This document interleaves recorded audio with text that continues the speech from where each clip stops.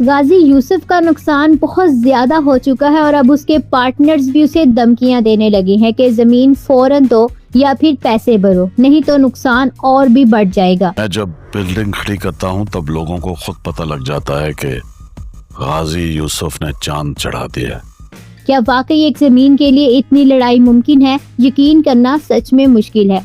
मैं तो यही कहूँगी कि जब नुकसान जाती हो जाए तो लोग कुछ भी कर सकते हैं और यहाँ भी यही हो रहा है।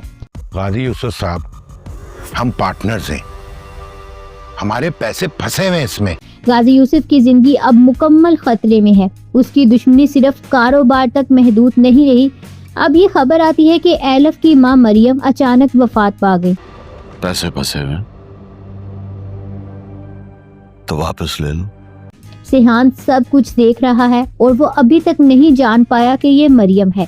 सिहान जनाजे में जाता है और सब मामला देखता है, लेकिन वो नहीं जानता कि ये औरत एलफ की माँ है। ये किसकी डेथ हुई? एलिफ की मदर की डेथ हो गई।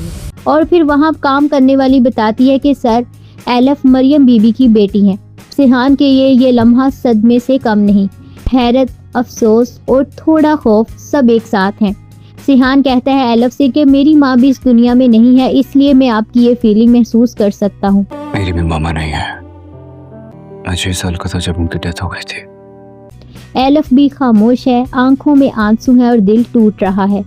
सिहान मरियम और एलफ की तस्वीर देखता है और वो लम्हा जो सबसे बड़ा ट्विस्ट है कि ये एलफ वाकई मरियम की बेटी है। तेरे बिना मैं अधूरा सा हूँ।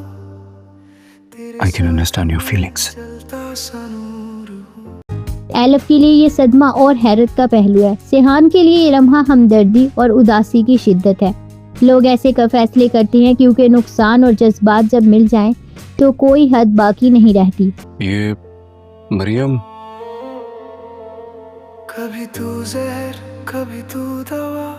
गाजी यूसुफ ने शायद एलफ की मां की मौत में हाथ रखा हो और ये सब तिजारती और जाती दुश्मनी का नतीजा है। आप भी शायद सोचेंगे कि अगर आपकी माँ या प्यारी शख्सियत अचानक आपसे छीन जाए तो कैसा लगेगा।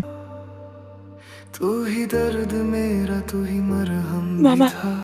अक्सर लोग ये समझते हैं कि नुकसान सिर्फ माली होता है, मगर जज्बाती नुकसान सबसे बड़ा होता है।